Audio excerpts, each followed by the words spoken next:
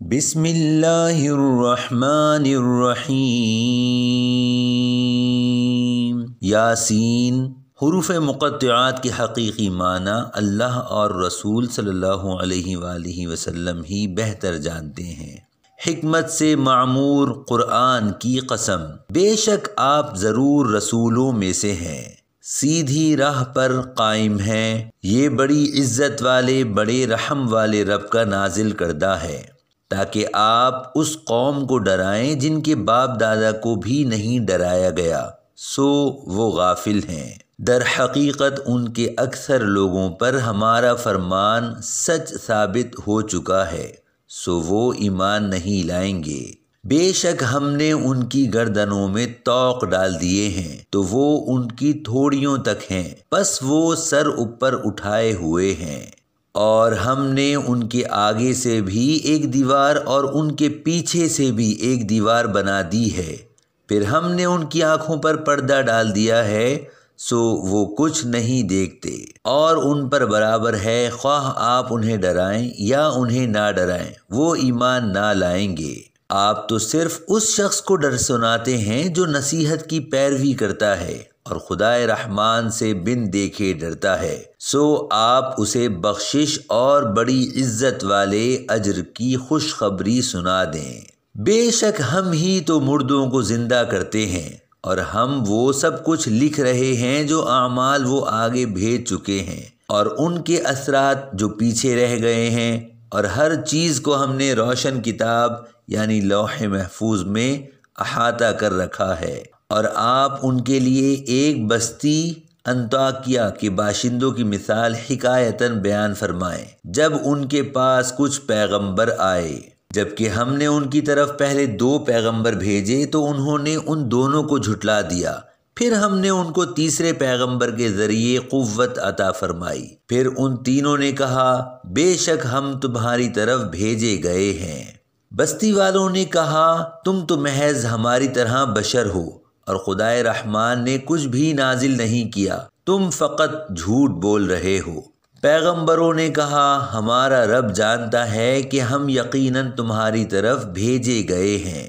اور واضح طور پر پیغام پہنچا دینے کے سوا ہم پر کچھ لازم نہیں ہے۔ بستی والوں نے کہا ہمیں تم سے نحوست پہنچی ہے، اگر تم واقعی باز نہ آئے تو ہم تمہیں یقیناً سنگسار کر دیں گے، اور ہماری طرف سے تمہیں ضرور دردناک عذاب پہنچے گا۔ پیغمبروں نے کہا تمہاری نحوست تمہارے ساتھ ہے، کیا یہ نحوست ہے کہ تمہیں نصیحت کی گئی، بلکہ تم لوگ حد سے گزر جانے والے ہو۔ اور شہر کے پرلے کنارے سے ایک آدمی دوڑتا ہوا آیا، اس نے کہا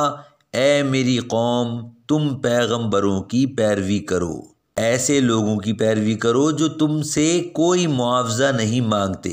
اور وہ ہدایت یافتہ ہیں، اور مجھے کیا ہے کہ میں اس ذات کی عبادت نہ کروں جس نے مجھے پیدا فرمایا ہے، اور تم سب اسی کی طرف لوٹائے جاؤ گے۔ کیا میں اس اللہ کو چھوڑ کر ایسے معبود بنا لوں کہ اگر خدائے رحمان مجھے کوئی تکلیف پہنچانا چاہے تو نہ مجھے ان کی سفارش کچھ نفع پہنچا سکے اور نہ وہ مجھے چھڑا ہی سکیں؟ بے شک تب تو میں کھلی گمراہی میں ہوں گا۔ بے شک میں تمہارے رب پر ایمان لے آیا ہوں، سو تم مجھے غور سے سنو۔ اسے کافروں نے شہید کر دیا تو اسے کہا گیا بحشت میں داخل ہو جا۔ اس نے کہا اے کاش میری قوم کو معلوم ہو جاتا کہ میرے رب نے میری مغفرت فرما دی ہے اور مجھے عزت و قربت والوں میں شامل فرما دیا ہے۔ اور ہم نے اس کے بعد اس کی قوم پر آسمان سے فرشتوں کا کوئی لشکر نہیں اتارا،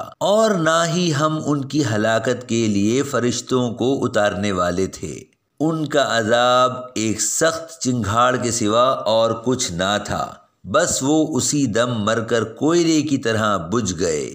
ہائے ان بندوں پر افسوس، ان کے پاس کوئی رسول نہ آتا تھا مگر یہ کہ وہ اس کا مذاق اڑاتے تھے۔ کیا انہوں نے نہیں دیکھا کہ ہم نے ان سے پہلے کتنی ہی قومیں ہلاک کر ڈالی کہ اب وہ لوگ ان کی طرف پلٹ کر نہیں آئیں گے، مگر یہ کہ وہ سب کے سب ہمارے حضور حاضر کیے جائیں گے۔ اور ان کے لیے ایک نشانی مردہ زمین ہے جسے ہم نے زندہ کیا اور ہم نے اس سے اناج کے دانے نکالے، پھر وہ اس میں سے کھاتے ہیں، اور ہم نے اس میں کھجوروں اور انگوروں کے باغات بنائے، اور اس میں ہم نے کچھ چشمے بھی جاری فرما دیے تاکہ وہ اس کے پھل کھائیں، اور اسے ان کے ہاتھوں نے نہیں بنایا، پھر بھی کیا وہ شکر نہیں کرتے؟ پاک ہے وہ ذات جس نے سب چیزوں کے جوڑے پیدا فرمائے، ان سے بھی جنہیں زمین اگاتی ہے اور خود ان کی جانوں سے بھی، اور مزید ان چیزوں سے بھی جنہیں وہ نہیں جانتے، اور ایک نشانی ان کے لیے رات بھی ہے، ہم اس میں سے کیسے دن کو کھینچ لیتے ہیں سو وہ اس وقت اندھیرے میں پڑے رہ جاتے ہیں، اور سورج ہمیشہ اپنی مقرر منزل کے لیے بغیر رکے چلتا رہتا ہے۔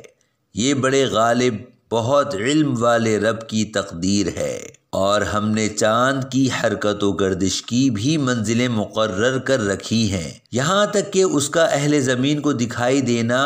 گھٹتے گھٹتے کھجور کی پرانی ٹہنی کی طرح ہو جاتا ہے۔ نہ سورج کی یہ مجال کہ وہ اپنا مدار چھوڑ کر چاند کو جا پکڑے، اور نہ رات ہی دن سے پہلے نمودار ہو سکتی ہے، اور سب ستارے اور سیارے اپنے اپنے مدار میں حرکت پذیر ہیں۔ اور ایک نشانی ان کے لیے یہ بھی ہے کہ ہم نے ان کے آباء و اجداد کو جو ذریت آدم تھے بھری کشتی نوح میں سوار کر کے بچا لیا تھا، اور ہم نے ان کے لیے اس کشتی کے مانند ان بہت سی اور سواریوں کو بنایا جن پر یہ لوگ سوار ہوتے ہیں، اور اگر ہم چاہیں تو انہیں غرق کر دیں تو نہ ان کے لیے کوئی فریاد رس ہوگا اور نہ وہ بچائے جا سکیں گے سوائے ہماری رحمت کے، اور یہ ایک مقررہ مدت تک کا فائدہ ہے۔ اور جب ان سے کہا جاتا ہے کہ تم اس عذاب سے ڈرو جو تمہارے سامنے ہے اور جو تمہارے پیچھے ہے، تاکہ تم پر رحم فرمایا جائے، اور ان کے رب کی نشانیوں میں سے کوئی بھی نشانی ان کے پاس نہیں آتی مگر وہ اس سے روگردانی کرتے ہیں۔ اور جب ان سے کہا جاتا ہے کہ تم اس میں سے راہ خدا میں خرچ کرو جو تمہیں اللہ نے عطا فرمایا ہے، تو کافر لوگ ایمان والوں سے کہتے ہیں کیا ہم اس غریب شخص کو کھلائیں جسے اگر اللہ چاہتا تو خود ہی کھلا دیتا، تم تو کھلی گمراہی میں ہی مبتلا ہو گئے ہو۔ اور وہ کہتے ہیں کہ یہ وعدہ قیامت کب پورا ہوگا اگر تم سچے ہو؟ وہ لوگ صرف ایک سخت چنگھاڑ کے ہی منتظر ہیں جو انہیں اچانک پکڑے گی، اور وہ آپس میں جھگڑ رہے ہوں گے، پھر وہ نہ تو وصیت کرنے کے ہی قابل رہیں گے اور نہ اپنے گھر والوں کی طرف واپس پلٹ سکیں گے، اور جس وقت دوبارہ سور پھونکا جائے گا تو وہ فوراً قبروں سے نکل کر اپنے رب کی طرف دوڑ پڑیں گے۔ روز محشر کی ہولناکیاں دیکھ کر کہیں گے ہائے ہماری کم بختی، ہمیں کس نے ہماری خواب گاہوں سے اٹھا دیا۔ یہ زندہ ہونا وہی تو ہے جس کا خدائے رحمان نے وعدہ فرمایا تھا اور رسولوں نے سچ فرمایا تھا۔ یہ محض ایک بہت سخت چنگھاڑ ہوگی تو وہ سب کے سب یکایک ہمارے حضور لا کر حاضر کر دیے جائیں گے، پھر آج کے دن کسی جان پر کچھ ظلم نہ کیا جائے گا اور نہ تمہیں کوئی بدلہ دیا جائے گا سوائے ان کاموں کے جو تم کیا کرتے تھے۔ بے شک اہل جنت آج اپنے دل پسند مشاغل مثلاً زیارتوں، ضیافتوں، سماع اور دیگر نعمتوں میں لطف اندوز ہو رہے ہوں گے۔ وہ اور ان کی بیویاں گھنے سایوں میں تختوں پر تکیے لگائے بیٹھے ہوں گے، ان کے لیے اس میں ہر قسم کا میوہ ہوگا اور ان کے لیے ہر وہ چیز میسر ہوگی جو وہ طلب کریں گے۔ تم پر سلام ہو، یہ رب رحیم کی طرف سے فرمایا جائے گا، اور اے مجرموں تم آج نیکوکاروں سے الگ ہو جاؤ۔ اے بنی آدم، کیا میں نے تم سے اس بات کا عہد نہیں لیا تھا کہ تم شیطان کی پرستش نہ کرنا؟ بے شک وہ تمہارا کھلا دشمن ہے، اور یہ کہ میری عبادت کرتے رہنا یہی سیدھا راستہ ہے، اور بے شک اس نے تم میں سے بہت سی خلقت کو گمراہ کر ڈالا، پھر کیا تم عقل نہیں رکھتے تھے؟ یہ وہی دوزخ ہے جس کا تم سے وعدہ کیا جاتا رہا ہے۔ آج اس دوزخ میں داخل ہو جاؤ، اس وجہ سے کہ تم کفر کرتے رہے تھے۔ آج ہم ان کے منہوں پر مہر لگا دیں گے اور ان کے ہاتھ ہم سے باتیں کریں گے اور ان کے پاؤں ان کے اعمال کی گواہی دیں گے جو وہ کمایا کرتے تھے، اور اگر ہم چاہتے تو ان کی آنکھوں کے نشان تک مٹا دیتے، پھر وہ راستے پر دوڑتے تو کہاں دیکھ سکتے، اور اگر ہم چاہتے تو ان کی رہائش گاہوں پر ہی ہم ان کی صورتیں بگاڑ دیتے، پھر نہ وہ آگے جانے کی قدرت رکھتے اور نہ ہی واپس لوٹ سکتے۔ اور ہم جسے طویل عمر دیتے ہیں اسے قوت اور طبیعت میں واپس بچپن یا کمزوری کی طرف پلٹا دیتے ہیں، پھر کیا وہ عقل نہیں رکھتے؟ اور ہم نے ان کو یعنی نبی مکرم صلی اللہ علیہ وآلہ وسلم کو شعر کہنا نہیں سکھایا، اور نہ ہی یہ ان کی شایان شان ہے۔ یہ کتاب تو فقط نصیحت اور روشن قرآن ہے، تاکہ وہ اس شخص کو ڈر سنائیں جو زندہ ہو اور کافروں پر فرمان حجت ثابت ہو جائے۔ کیا انہوں نے نہیں دیکھا کہ ہم نے اپنے دستے قدرت سے بنائی ہوئی مخلوق میں سے ان کے لیے چوپائے پیدا فرمائے تو وہ ان کے مالک ہیں، اور ہم نے ان چوپایوں کو ان کے تابع کر دیا، سو ان میں سے کچھ تو ان کی سواریاں ہیں اور ان میں سے بعض کو وہ کھاتے ہیں، اور ان میں ان کے لیے اور بھی فوائد ہیں اور مشروب ہیں، تو پھر وہ شکر ادا کیوں نہیں کرتے؟ اور انہوں نے اللہ کے سوا بتوں کو معبود بنا لیا ہے، اس امید پر کہ ان کی مدد کی جائے گی۔ وہ بت ان کی مدد کی قدرت نہیں رکھتے، اور یہ کفار و مشرکین ان بتوں کے لشکر ہوں گے جو اکٹھے دوزخ میں حاضر کر دیے جائیں گے۔ پس ان کی باتیں آپ صلی اللہ علیہ وآلہ وسلم کو رنجیدہ خاطر نہ کریں، بے شک ہم جانتے ہیں جو کچھ وہ چھپاتے ہیں اور جو کچھ وہ ظاہر کرتے ہیں۔ کیا انسان نے یہ نہیں دیکھا کہ ہم نے اسے ایک تولیدی قطرہ سے پیدا فرمایا، پھر بھی وہ کھلے طور پر سخت جھگڑالو بن گیا اور خود ہمارے لیے مثالیں بیان کرنے لگا اور اپنی پیدائش کی حقیقت کو بھول گیا۔ کہنے لگا ہڈیوں کو کون زندہ کرے گا جبکہ وہ بوسیدہ ہو چکی ہوں گی؟ فرما دیجئے انہیں وہی زندہ فرمائے گا جس نے انہیں پہلی بار پیدا کیا تھا،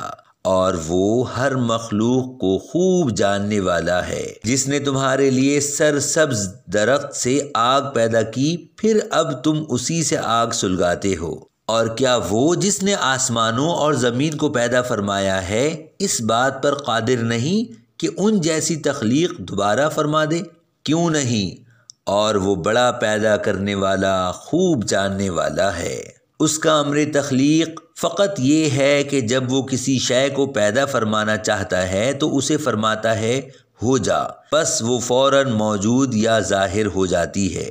اور ہوتی چلی جاتی ہے۔ بس وہ ذات پاک ہے جس کے دست قدرت میں ہر چیز کی بادشاہت ہے، اور تم اسی کی طرف لوٹائے جاؤ گے۔